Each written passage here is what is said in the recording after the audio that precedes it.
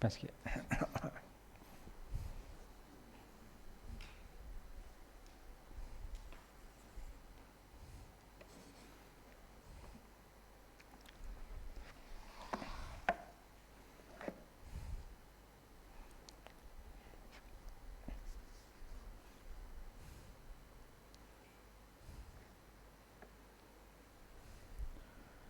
Bismillahirrahmanirrahim. Assalamualaikum warahmatullahi wabarakatuh. Alhamdulillahirabbil alamin, nahmaduhu wa nasta'inuhu wa na'udzu billahi min shururi anfusina wa min sayyiati a'malina. Man yahdihillahu fala mudilla lahu wa man yudlil fala hadiya lahu. Asyhadu an la ilaha illallah wahdahu la syarika lahu wa asyhadu anna Muhammadan abduhu wa rasuluh. Amma ba'd. Alhamdulillah.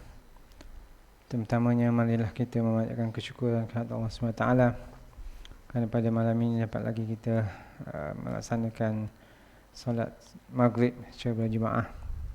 Dapat lagi insya-Allah kita meneruskan tajuk minggu lepas ya. Saya rasa kita berhenti kat perkara yang ke-8 ya. Insya-Allah perkara-perkara yang membatalkan wuduk ya. Nawakidul wuduk, perkara yang membatalkan wuduk.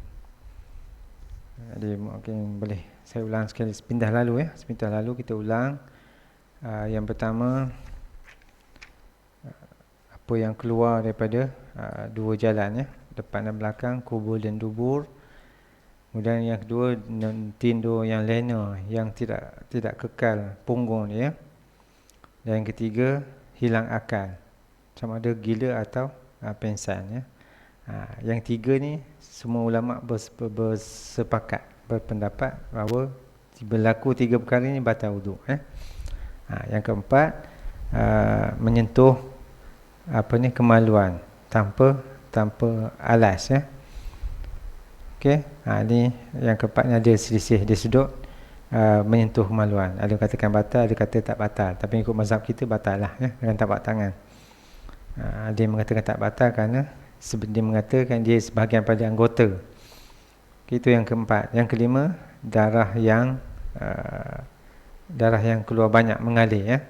Dari sudut Imam Syafi'i tak batal. Darah mengalir tidak batal wuduk ya. Baik, yang keenam, muntah ya. Kalau teruk sangat muntahnya, ada pendapat mengatakan batal, tapi di sisi Imam Syafi'i tak batal ya. Jadi muntahlah beberapa kali pun wuduk tak batal selagi mana tak keluar pada belah bawah ya. Muntah 10 kali pun selagi mana tak terkentut, tak terkeluar, tak terkencing, tak ada masalah. Okey. Jadi yang ketujuh, menyentuh perempuan. Ini di perbincangan yang hebat juga yang luas juga tentang menyentuh perempuan ya, atau bersalaman dengan perempuan. Di sisi Imam Syafi'i saya mengatakan batal, tapi di sisi jumhur mengatakan tidak batal berdasarkan hadis-hadis tertentu. Okay? Dan tidak ada beza antara perempuan yang kita sentuh tu isteri kita ataupun perempuan ajnabi. Hukum dia sama, batal ya, kalau ikut Imam Syafi'i. Okey, yang ke-8, berdehem ataupun ketawa ya. Qahqahah ni ikutkan berdehem ya, berdehem berdehem pada waktu solat yang ada rukuk dan sujud ya. Di sisi Imam Syafi'i, Imam Hanafi batal, tapi kalau di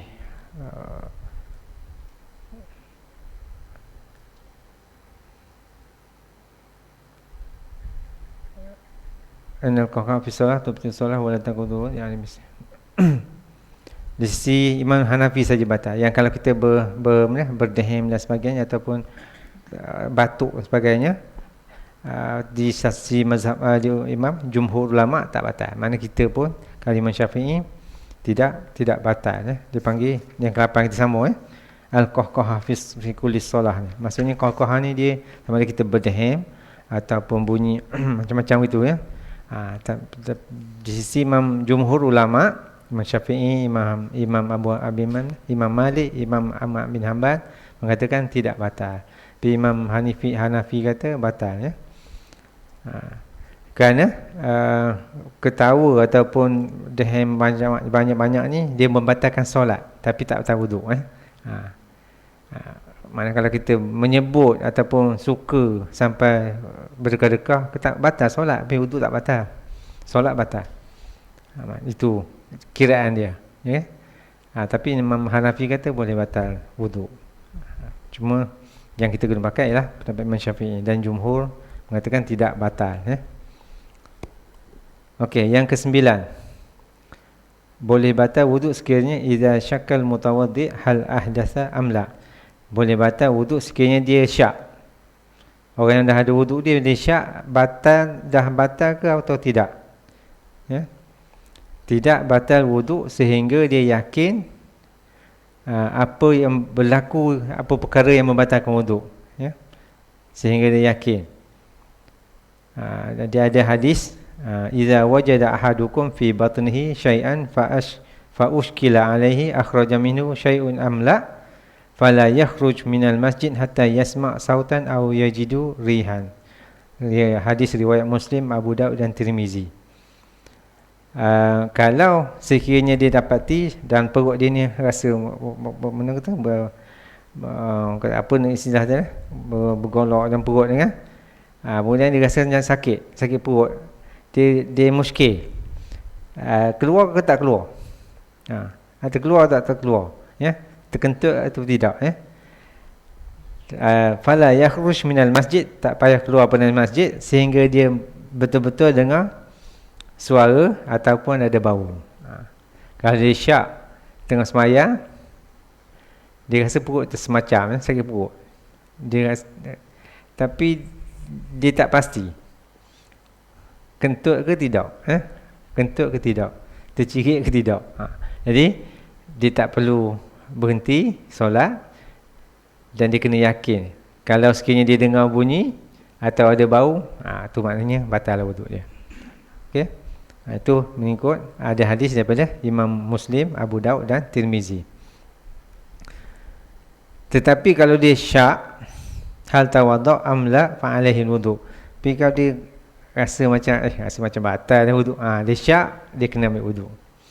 Kalau dia yakin tak batal, tak payah. Tapi dia rasa macam kentut lah, syak, tak yakin, confused, rasa macam kentut, rasa tapi tak. Kalau dia syak, dia kena ambil wuduk. Kalau dia yakin tak ada bau, tak rasa terkeluar, tak perlu wuduk. Itu keadaan, ya. Itu yang ke-9, ya. Okey. Jadi ada 9 perkara yang membatalkan wuduk. Cuma ada khilaf beberapa ulama di sudut beberapa perkara, ya. Yang kalau dari segi Imam Syafi'i yang kita guna pakai ini, itulah tadi, ya. Tidur yang bergerak tak tetap, keluar, itu yang pasti, ya. Yang keluar itu memang semua orang tahu, ya.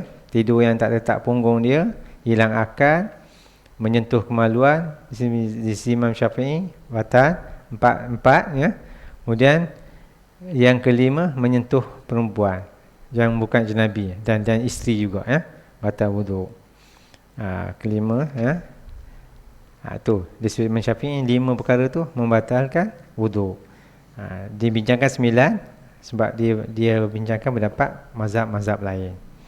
Baik, situ ada persoalan, tuan. InsyaAllah, ya. Yang kita guna pakai itulah biasa kita maklum. Okey, tapi itulah isu yang diperbincangkan hari ini, ialah tentang menyentuh wanita itulah, ya. Yang sekarang ni sangat hangat diperdebatkan. Imam Syafi'i ada hadis dia, Imam jumhur lain ada hadis, jumhur ulama ada hadis dia. Jadi bagi saya lah tak perlu kita nak gaduh-gaduh pasal benda ni, ya. Kalau dia tahu dan dia yakin, dia tahu, dia ada ilmu tentang itu pula benda dia. Tapi kalau dia rasa tak tahu, dia perlu ikut orang yang tahulah, perlu ikut ulama, perlu ikut orang yang arif tentang perkara-perkara macam ni. Jadi walaupun dasarnya tidak wajib taklid pada satu mazhab, Tapi seelok-eloknya ikut mazhab yang digunakan pakai di negara itu, di kawasan itu. Sebab kita ada pemimpin kita, ada mufti, ada qadi, ada semua orang yang bertanggungjawab. Ya. Jadi bila kita pakai mazhab Syafi'i, kita pakai mazhab Syafi'i. Melainkan ada keperluan untuk gunakan mazhab lain. Tak salah. Ya, sebab 4 mazhab ini diiktiraf sebagai mazhab Ahlussunnah wal Jamaah. Tak perlu kita nak gaduh-gaduh. Kalau dia rasa dia nak pakai mazhab tu pula dia. Tapi dia kena ada ilmu lah.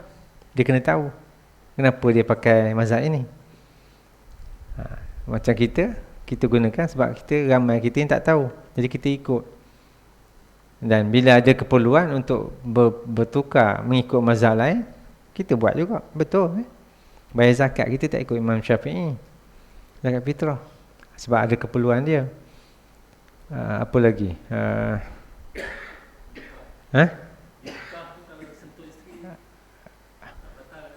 Di Mekah?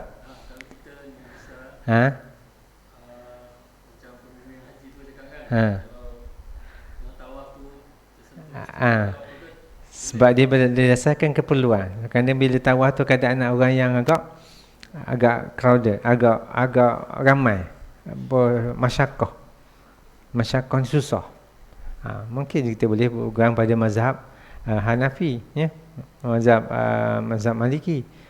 Tapi kalau dengan perempuan ajnabi di Mekah ramai mengikut mazhab Imam Ahmad bin Hanbal. Itulah mazhab yang dipilih oleh jumhur ulama. Mana bila kita tawaf, kita tersentuh rasa terkena tumit perempuan, tengok macam mana keadaan kita. Kata kita rasa lain macam, batal lah. Rasa tak ada apa rasa, tak apa. Tu bila berbincang khilaf ulama tentang sentuh perempuan ajnabi ni. Jadi pendapat yang diterima pakai oleh jumhur ulama ialah pendapat Imam Ahmad bin Hanbal. Kalau sentuh tak ada rasa nafsu, tak ada rasa syahwat, okey, no problem. Kalau sentuh tengah tawaf, tengah sentuh tangan perempuan, orang kata naik rasa lain macam, batal wuduk. Itu dia pakai. Tapi kalau menggunakan suami isteri tu mungkin mutawif dia menggunakan pendapat mazhab lain. Tidak batal sentuh dalam keadaan masyakkah. Memang tawaf susah kalau musim haji, ya. Dalam tu berapa juta dalam tu. Sebab tu musim-musim haji pun kadang ada orang tawaf tingkat 2, tingkat 3, tingkat atas sekali. Saya pun tawaf widang atas sekali, ya. Tak ada cara buat bawah tu, susah. Sebab kita buat isteri. Kalau seorang mungkin tak ada masalah. Jadi mungkin ulama menggunakan itu, mazhab pendapat itu untuk menghilangkan kesukaran. Sebab menghilangkan kesukaran ini dia masuk dalam satu kaedah fiqhiyah. Kaedah fiqhiyah yang seperti saya beritahu tuan-tuan ialah satu kaedah yang dibentuk oleh ulama fiqh untuk memudahkan urusan yang wajib. Dipanggil istilahnya al-masyaqqah tajlibut taisir. Kesukaran membawa kemudahan. Lepas tu kalau berlaku perselisihan antara ulama hadis, ulama fiqh memang tak boleh ngam. Ya. Fiqh ni dipikir luas untuk kemaslahatan ummah. Hadis bukan kata tak fikir, tapi dia lebih pada stated, orang kata pegang pada hadis. Tak ada hadis tak boleh pakai. Itu bezanya. Fiqh dia membicarakan apa saja yang keperluan untuk masalah kepentingan ummah yang tidak bertentangan syarak boleh buat. Ada dalil juga. Ada dalil, bukan buat saja. Ada. Contoh sebut tadi, salah satu kaedah fiqh, kesukaran membawa kemudahan. Benda yang sukar, yang wajib tapi susah nak buat, kena buat cara yang mudah, yang diterima pakai. Yang tadi lah, ya, tawaf. Sukar nak, kalau kita tawaf ni isteri kita tak sentuh, mungkin cerita ceceh dia hilang mana-mana, susah. Satu kerja pula kita nak cari. Digunakan alasan itu, ya? Macam tu. Solat musafir melebihi 2 marhalah, 90 km dengan tujuan yang baik, Islam benarkan ada beri rukhsah jamak dan qasar. Jadi itu dipanggil masyaqqah tajlibu taysir. Susah kata nak berjalan jauh, kata tamu sekali naik ekspres macam Myanmar, balik Pulau Pinang naik ekspres, nak berhenti setiap waktu memang tak boleh. Diberikan rukhsah jamak dan qasar. Itu rukhsah, keringanan Allah beri. Kalau naik kereta pun tak ada masalah, boleh buat samanya walaupun kita boleh berhenti setiap waktu. Kerana berhenti setiap waktu bila jalan jauh ni mungkin menyebabkan kita lambat masa dan susah. Kalau R&R penuh sebagai nak berhenti, masuk Zuhur berhenti, masuk Asar berhenti, masuk Maghrib berhenti, masuk Isyak berhenti, payah. Jadi ada cara dia. Rukhsahnya Allah beri, boleh jamak dan qasar. Sebab tu tidak dibenarkan untuk jamak dan qasar sekiranya perjalanan kita dengan tujuan maksiat. Kita nak pergi Kuala Lumpur, nak pergi kelab malam, nak pergi main judi, tak boleh. Singgah Temeloh, kita jamak. Tak boleh ya? Contohnya nak pergi main judi, nak pergi bertarung dengan orang Kuala Lumpur ya? Singgah Temeloh kita jamak qasar Zuhur dengan Asar, tak boleh. Tak bola tu pula apa dia punya tu, susah kata tengok bola. Saya nak kata macam mana, ada isu. Adakah itu kita kena kaji dari sudut, adakah dia kira sebagai maksiat, adakah dia kira sebagai tak jatuh pada maksiat. Itu saya tak banyak kata tengok bola ni. Kau ikutkan apa je dalam perjalanan, tapi tujuan perjalanan tu kena tengok. Mana tujuan perjalanan tu kena tengok. Adakah dia tujuan perjalanan yang maksiat? Kalau nyata, kamu tak boleh. Kalau nyata maksiat. Kalau tengok bola,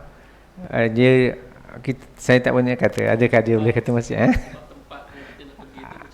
Bercampur aduk. Kemudian kita tengok pun orang, itu perlu perbincangan lebih detail. Kalau kita rasa sebagai tujuan maksiat, tak boleh jamak lah. Macam tu. Benda yang boleh kira syubhah. Adakah maksiat, adakah tidak? Tapi kalau kita buat tujuan baik, ziarah, melancong, walaupun kita pergi melancong, naik menara KL ke apa ke, dia kira tidak maksiat. Dia kira kita nak melihat keagungan Allah SWT, tak apa, tak ada masalah. Pergi genting, pergi kamera Highland nak tengok tempat sejuk, tak ada masalah. Tapi jangan buat benda lain, jangan buat maksiat. Kalau buat maksiat, tak boleh hirak. Pergi genting Highland, kau nak tengok tempat sejuk, tapi pergi main judi kat situ, tak jadi tak boleh. Maknanya tidak ada rukhsah di situ. Okey? Itu tuan-tuan masyaqqah tajlibu taysir ni, apa yang susah yang wajib kita buat dipermudah ya. Apa dia jamak qasar ni dia boleh 3 hari, tidak termasuk perjalanan pergi dan balik. Kalau masuk perjalanan pergi dan balik 5 hari. Pergi sehari, tidur sana 3 hari, balik sehari, 5 hari boleh. Kena kalau lebih hanya boleh jamak dan qasar dalam perjalanan sahaja. Kita dah tahu kita nak pergi ke apa ni? Contoh nak pergi ke Perak. Ya, nak pergi Perak, nak balik seminggu. Dah tahu tempoh. Tak boleh jamak dan qasar di sana lah. Dalam on the way tak apa, dalam perjalanan tak apa. Tetapi kalau kita melaksanakan tugas yang tak tahu bila boleh habis, itu ulama kata boleh. Contoh kerja yang memang kita tak tahu, kerja wiring, kerja yang memang kita tak tahu bila habis, tapi ada kadar dia lah. Ada kata sampai 18 hari ya. Maknanya dia tak tahu berapa lama dia boleh habis. Tapi kalau dia tahu kerja tu, saya nak pergi mesyuarat seminggu, confirm seminggu, tak boleh lah mesyuarat tu memang dia dah jadual seminggu je, tak boleh jamak lah di sana. Dalam jalanan pergi dan balik boleh, tak ada masalah. Okay? Jadi banyak benda yang rukhsah yang Allah beri ya.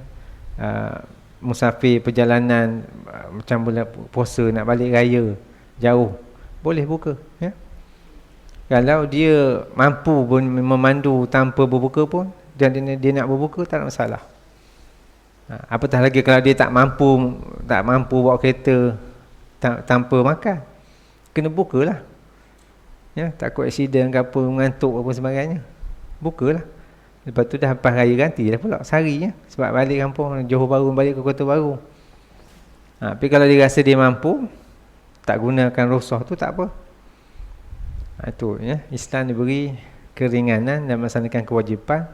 Yang penting mesti buat. Solat terutamanya. Tak boleh duduk, tak boleh berdiri, boleh duduk. Ya. Boleh takbir berdiri pun tak apa, duduklah lepas tu. Ya. Boleh berdiri, tak boleh sujud, boleh sembahyang atas kursi. Tak boleh sembahyang atas kursi, boleh sujud tapi tak boleh nak berdiri, duduk ke bawah. Rukhsah tu sangat banyak, keringanan sangat banyak. Tak boleh duduk, baring. Hatta sampai tak boleh baring pun, tak boleh mengiring ke, kelip mata pun kena sembahyang juga. Itu nak katakan kefarduan solat ni sangat berat. Apatah kita sihat tak buat, memang dosa lah. Orang sakit pun kena buat. Orang sakit kena buat. Sakit sikit kena buat. Itu tuntutan dia. Okey. InsyaAllah, tuan-tuan. Okey, itu 9 perkara, ya. Jadi yang kita guna pakai untuk Imam Syafi'i, mazhab Syafi'i, ada 5 perkara saja yang membatalkan wudu. Okey, seterusnya kita tengok mata yajibul wudu wa mata yustahab. Bila wajib wudu dan bila sunat, ya. Yang pertama sekali, wajib wudu untuk solat, untuk sembahyang. Sama ada solat fardu ataupun sunat, ataupun walaupun solat jenazah, kena ada wudu. Solat kena wudu dah. Sunat ke wajib ke tak kisah, kena ada wudu. Walaupun solat jenazah tak rokok pun. Solat jenazah je tak rokok, takbir 4 kali, takkan wudu, kena wudu. Tak boleh. Tak boleh kita nak pakai sembahyang tu simple, mudah, kena berdiri je, tak payah nak rokok, tak payah nak sujud. Tak nak wudu, mesti wudu. Itu mesti wajib, ya. Wajib wudu. Yang kedua, litawaf bil bait, ketika tawaf di Kaabah, ya, kena ada wudu. Sebab tawaf ni dia seperti solat. Jadi tawaf wajib ada wudu. Ya.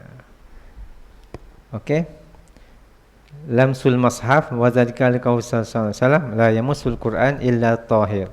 Rawahu Nasa'i wa Darqutni. Menyentuh mushaf Al-Quran wajib ada wudu. Hadza ra'yu jumhur. Ini pendapat jumhur ulama, ya. Ibnu Abbas melihat dan ahlu zahir dan lain mengatakan mashul mashaf jaiz li ghairi mutawaddi. Menyentuh Quran ataupun mushaf Quran harus bagi orang yang tidak berwudu, sekiranya dia suci pada hadas besar, ya. Apa ni, kalau dia berhadas kecil, dia tak ada wudu, ada setengah pendapat mengatakan boleh sentuh, tapi jumhur ulama mengatakan mesti ada wudu, ya. Mesti ada wudu untuk menyentuh mushaf Al-Quran. Dan Al-Quran tu adalah Quran yang betul-betul Quran lah, bukan tafsir. Bukan tafsir. Tafsir tak betul masalah. Yang Quran betul yang ada ni, yang kita baca ni, mesti ada wudu nak sentuh Quran yang dikira Quran, ya. Adapun membaca Quran, amma qiraatul Quran biduni fahiya jaizah bil ittifaq. Kalau orang bukak kita baca tak apa, tak sentuh, tak ada semayang ni, tapi orang tolong bukakkan, kita baca tak apa. Quran baca tidak ada masalah, tak ada wudu, ya. Ada isu timbul juga dari sudut baca Quran pada handset. Tak perlu wudu sebenarnya, ya. Dia bukan dikira, walaupun dia satu apps dimasukkan dalam telefon, dia tidak seperti mushaf Quran yang betul, ya. Tapi lepas tu kita boleh baca, itu kemudahan, ya. Boleh simpan poket mana-mana, maknanya itu ada satu kemudahan. Sebab dalam tu bukan tu saja, tapi itu kemudahan kita untuk baca di mana-mana. Itu teknologi, ya.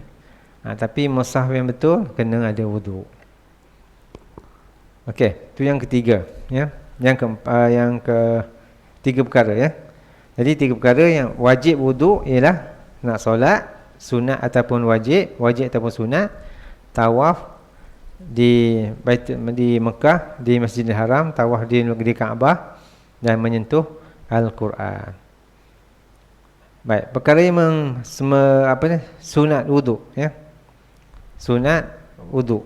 Maksudnya wuduk jadi sunat. Inda zikrullah ta'ala li'anna rajulan salima ala Rasulullah SAW wa huwa yatawadda' falam yurud alaihi hatta tawadda'. Nabi kata qala innahu lam yamna'uni an arud alaika illa inni karahtu an azkurallah illa ala tahara.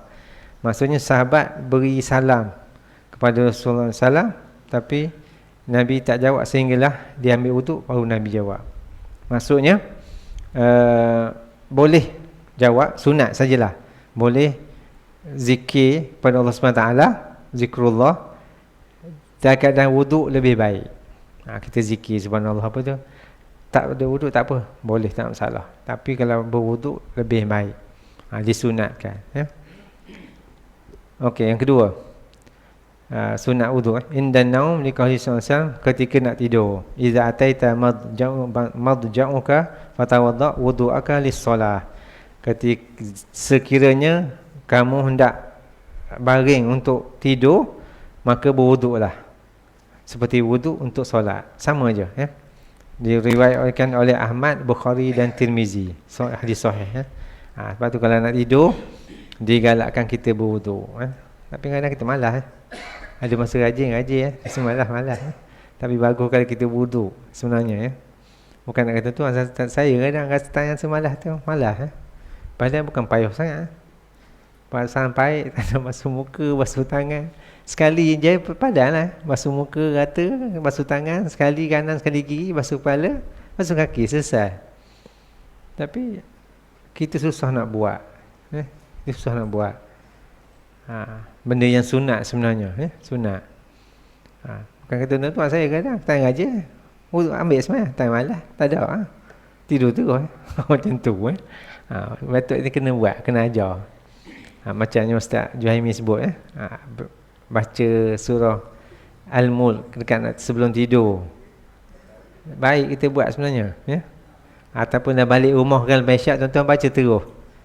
Itu biasanya kalau baca terus tu, insya-Allah. Kalau tak baca teruslah sebenarnya, ya. Tak bacalah jawab. Jarang. Ada orang dah biasa, mungkin lepas dekat nak tidur ambil wuduk dia baca. Tapi kalau kebanyakannya orang akan baca terus lepas isyak. Balik rumah terus baca selagi ada wuduk. Baca terus. Kalau dah batalkan malas dah ambil wuduk. Nak baca pula Quran pula, baca surah Al-Mulk, Al-Mulk bagus baca, dia ayat tak panjang. Tak macam Kahfi, Kahfi panjang. Jadi seelok-eloknya bacalah. Sebelum tidur ambil wuduk, baca Quran, terus tidur. Itu yang paling baik, ya. Okey. Yang kedua, yang ketiga, lil junub idza arada an yakul aw yashrab aw yu'awil jima', aw yanam. Sunat wuduk ketika bagi orang berjunub untuk makan. Dia berjunub, katalah dia bersama isteri, dia bangun nak makan ke nak minum, dia disunatkan wuduk. Sunat, maksudnya kalau dah dahaga sangat, minum lah, tak ada masalah, lepas tu barulah mandi wajib dan sebagainya. Tapi seelok-eloknya kalau bangun, katalah dia bersama isteri dia, bangun sudah pukul 3 pagi, pukul 4 pagi, kering tekak, seelok-eloknya dia wuduk dulu, ya. Berwuduk dulu barulah pergi makan dan minum. Ataupun untuk mengulangi bersama isteri dia, disunatkan berwuduk ataupun nak tidur, ya. Diriwayatkan oleh Rasulullah SAW. Hadis tentang ini diriwayatkan oleh Imam Bukhari dan Muslim dan banyak. Memang sunat berwuduk kalau dalam keadaan junub untuk makan dan minum, disunatkan berwuduk, ya. Yang keempat, wa yustahabul ibtida'ul ghusla bil wudu' kama sabata fi hadis Aisyah wa huwa muttafaqun alaih. Dan disunatkan untuk kita memulakan mandi dengan wudu. Mandi wajib, kalau boleh kita wudu dulu. Pertama sekali bersihkan dulu najis, kekotoran yang ada, ataupun perkara-perkara yang boleh menghalang air sampai ke tubuh anggota kita, kemudian ambil wuduk dan barulah kita niat mandi wajib. Sunat mandi, niat mandi wajib tu tak apa, sunat, disebut sunat ya. Sunat tu diamalkan oleh Rasulullah SAW. Yang kelima, perkara yang sunat bagi wuduk ialah wa yustahabu tajdidul wuduk li kulli solah. Rawazalika al-Bukhari wa Muslim wa aksar a'immatul hadis. Disunatkan memperbaharui wuduk untuk solat. Setiap kali solat disunatkan. Diriwayatkan oleh Bukhari, Muslim dan ramai imam-imam hadis ya, meriwayatkan sunat. Sekarang ni kita isyak nak ambil wuduk, disunatkan. Tak ambil tak apa wuduk ada lagi, tak nak masalah. Kalau kita rasa nak ambil wuduk, memperbaharui wuduk, disunatkan. Okey, jadi 5 perkara, kita tak tulis pun 5 perkara, 3 perkara yang wajib wuduk,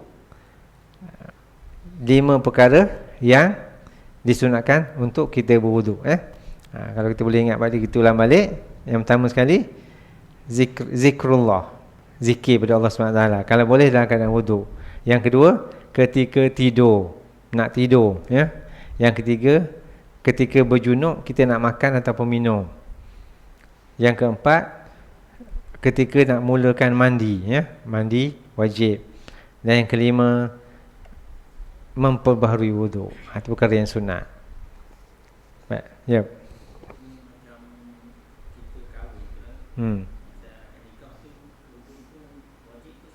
Apa dia? Akad nikah. Tidak disebut wajib wuduk. Cuma sebaik-baik kita nak melaksanakan benda yang baik, kita ada wuduk lah ada wuduk. Tak sebut, sebab dalam syarat sah kahwin, syarat sah nikah adakah kena dia kata berwuduk? Tak ada kan? Tak ada syarat sah nikah. Dia rukun nikah ada 5, syarat sah nikah dia apa? Tak ada sebut berwuduk. Cuma bila kita nak buat benda yang baik, kadang-kadang kita suci. Macam tu lah, bila kita suci, kita terhindar pada syaitan. Nak nikah ni bukan satu benda yang kata yang mudah bukan sesenang, dia ada tanggungjawab. Jadi kalau kita akan suci, seelok-eloknya kita ada wuduk lah ya.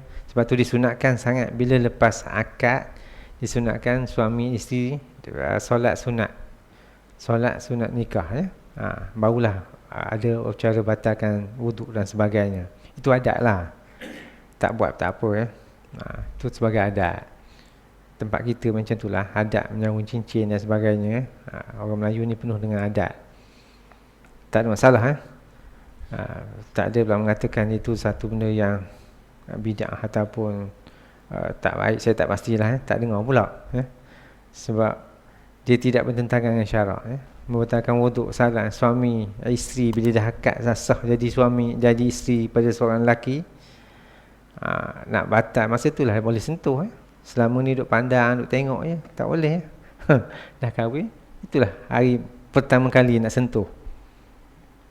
Tuan-tuan semua ada pengalaman macam tu mana orang yang jaga batasan perhubungan dia tak sentuh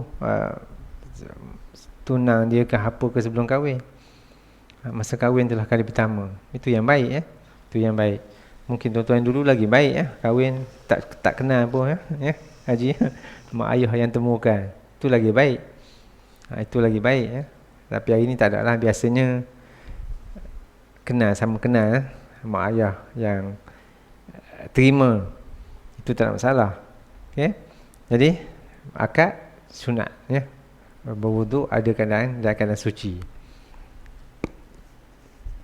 Okey.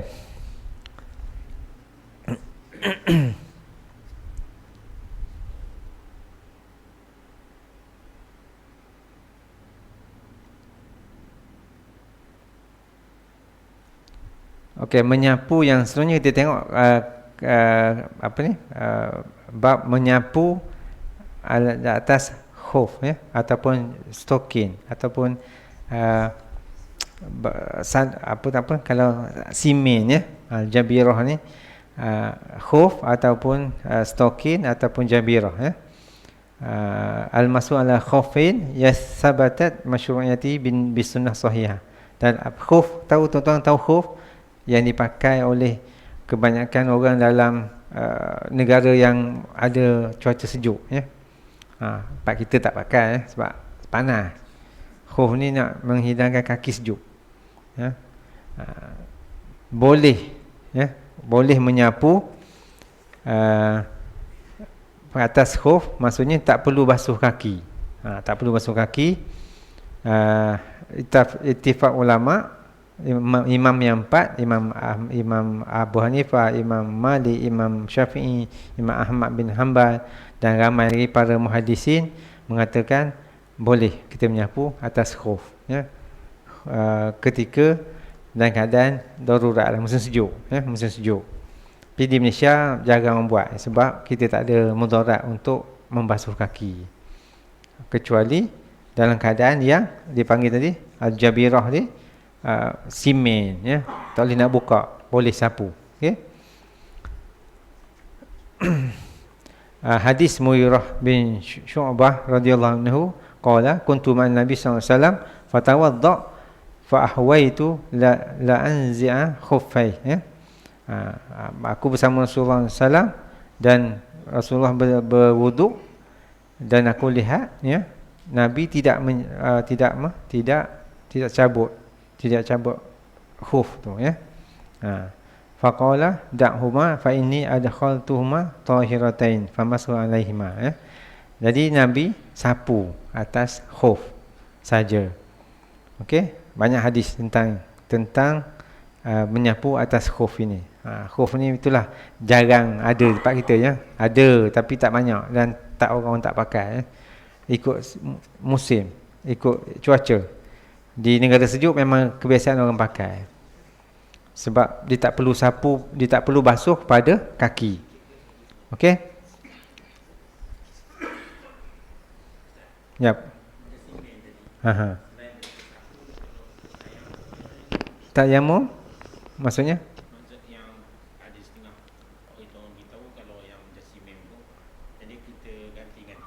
Tayamum. Tayamum cara dia pada muka dan tangan saja kan. Tayamum muka dan tangan saja. Sekiranya sepatutnya tayamum ni kalau ikut dasarnya ialah ketika ketiadaan air, tak ada air. Tak ada air. Kalau ada pendapat mengatakan kalau ada air tak boleh kena, mana yang boleh kena dibasuh, mana yang tak boleh disapukan saja. Disapu dengan air. Tu dia. Jabirah tu. Mana disapu saja. Tapi kalau keadaan tak ada air, memang kena tayamum lah ya. Kalau saya tak apa sebab ada pendapat mengatakan boleh, sebab tayamum dan wuduk dia tak boleh campur kan, tak boleh wuduk separuh, tayamum separuh. Kerana wuduk saja, kan tayamum saja. Ya.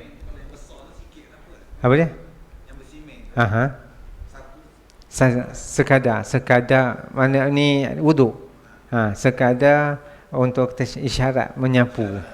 Sebab kalau banyak sangat nanti takut sakit. Kalau sakit tak boleh, mudarat tak boleh lah. Dia ya. Ya ju. Sapu dia tak boleh basuh ya. Tak boleh basuh sebab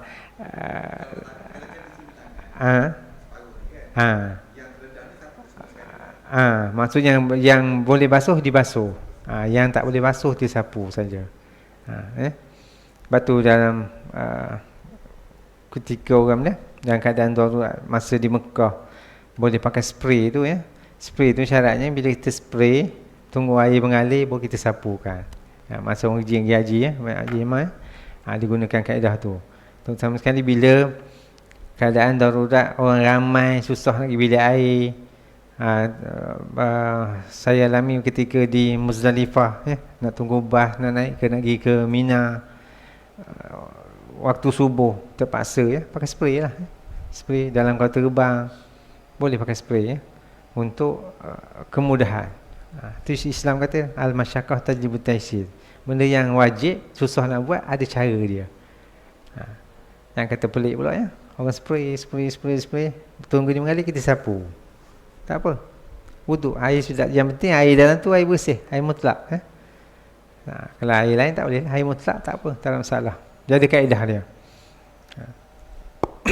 Okey. Ya. Yang ni.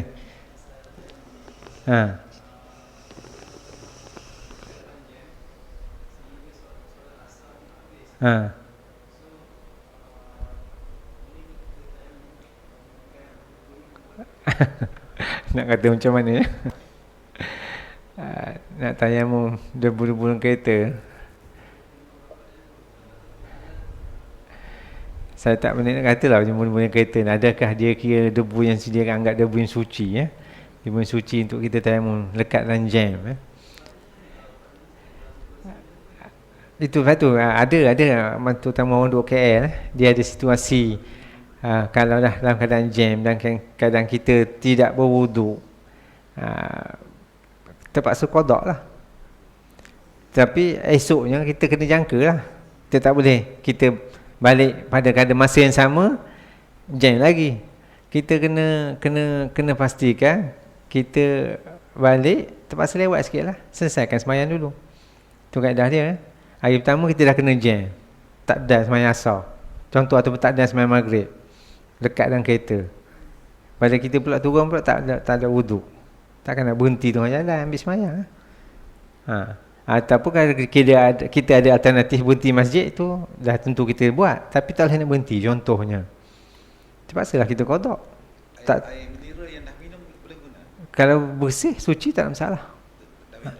Tak ada minum. Air yang minum suci ya, tak ada masalah. Boleh guna ya. Tak ada masalah. Kita togok pun lepas tu kita minum balik tak ada masalah. Ya.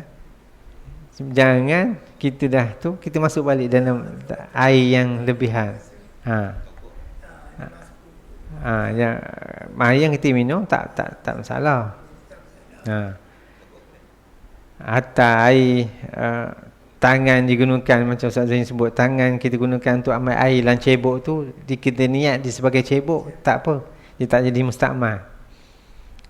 Air cebok, air tak banyak, itulah nak secebok je.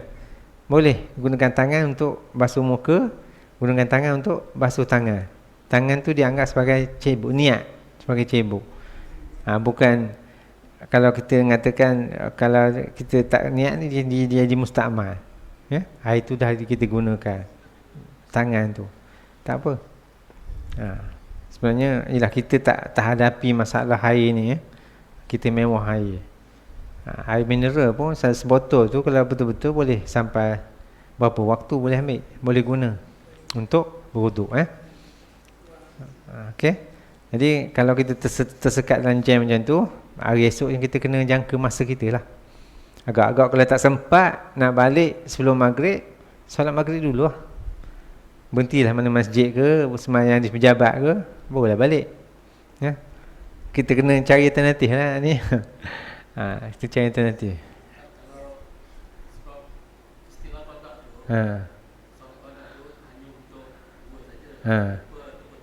Tertidur.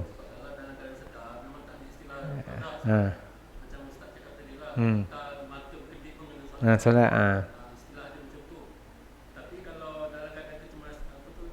terpaksa. Ada pendapat mengatakan boleh jamak. Hatta tapi yang kita guna pakai ialah atas sebab-sebab tertentu. Contoh doktor surgeon, doktor bedah. Dia tak pergi ke mana-mana, tapi kerja dia bedah sehingga dia terpaksa meninggalkan waktu solat itu dan dia niat jamak. Boleh. Tapi jamak tamam. Jamak sempurna. Dalam kes tu saya tak boleh nak katalah pula macam mana ya. Adakah perlu kita boleh niat jamak? Yalah. Tapi dalam keadaan kita tinggal dalam keadaan terpaksa, macam mana? mungkin kita boleh cari adakah pendapat ulama tentang, saya cuba cari dalam biasa dalam mana Majlis Agama Islam Mulia Persatuan dia disebut. Mungkin kalau kita cari dalam pendapat apa ni mufti Majlis Agama Islam Mulia Persatuan, mungkin ada boleh kita dapat jawapan. Saya buat solat hormat waktu dulu. Ada yang mengatakan macam tu, solat hormat waktu, seperti mana kita solat dalam kapal terbang. Sepatutnya ada wuduk lah. Tapi dalam keadaan macam tu nak pergi wuduk macam mana?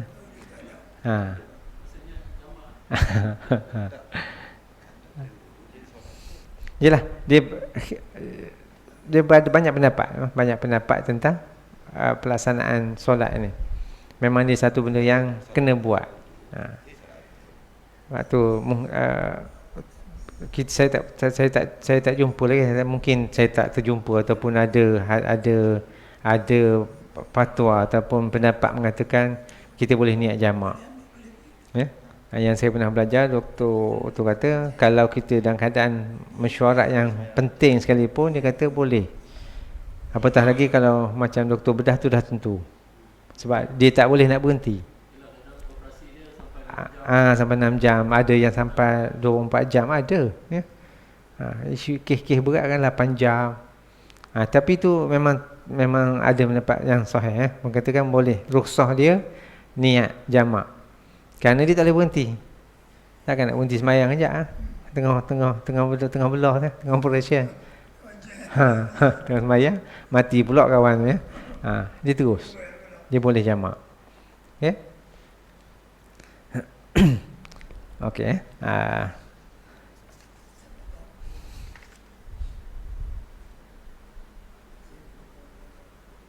Ada soalan lagi?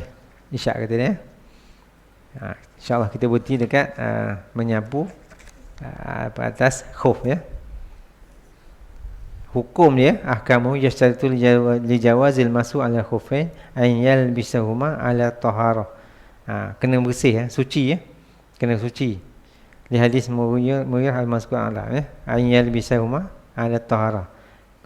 Khuf tu suci pakai tu dengan niat untuk bersuci. Contoh nak ambil wudu, pakai untuk niat untuk bersuci. Yang keduanya, khuf mesti dah bersih. Kalau ada najis tak boleh. Batal lah solat. Khuf tu ada tak cicak ke, ada tak apa, batal solat. An yakuna satiraina lil qadam hatta al-ka'bain mestilah khuf tu menutupi buku lali. Tak boleh bawah kena tutup buku lali. Sebab tu Nabi sapu atas khuf tu sebab dia melepasi buku lali. Kalau bawah dia tak nama khuf. Ada juga yang pakai bawah separuh tapi dia khuf ni biasanya akan melepasi buku lali yang ada zip. Ada yang getah tak pakai zip, masuk itu je. Ada yang buku lali sampai buku, ada yang pakai zip dia mesti melepasi buku lali. Itu tujuan dia. InsyaAllah kita sambung lagi nanti perkara yang membatalkan sapu ni, perkara yang membatalkan sapu atas khuf ni, insyaAllah. Benda ni jarang kita buat sebab tempat kita tak pakai tak berkenal. Dia khuf ni ada yang buat daripada kulit, ada yang buat daripada plastik. Macam nak kata apa, saya dulu biasa pakai tapi saya tak amalkan wuduk pada sapu pada khuf. Saya pakai sebab tak tahan sejuk bila ambil semayang basuh macam biasa. Dia ada syarat, nanti kita bincang. Syarat khuf ni dia tak boleh cabut susu hati kalau kita sapu. Kalau kita cabut pakai tu tujuannya untuk hilangkan sejuk, lain cerita. Kena wuduk macam biasalah. Tak boleh kita cabut sapu, lepas tu kita cabut kita sapu, tak boleh. Jadi cara dia, insyaAllah kita bincangkan nanti Okey, saya rasa sekadar itu saja untuk malam ni. Permintaan daripada Allah SWT. Apa yang salah silap datang daripada kelemahan diri saya. Aku qauli hadza wa astaghfirullahalazim li wa lakum. Wassalamualaikum warahmatullahi wabarakatuh. Kita tutup dengan tasbih kafarah surah Al-Asr. Subhanakallah wa bihamdika asyhadu an la ilaha illa anta astaghfiruka wa atubu ilaik. Bismillahirrahmanirrahim. Wal 'asr innal insana lafi khusr illa alladhina amanu wa 'amilus solihat wa tawassaw bil haqqi wa tawassaw bis sabr.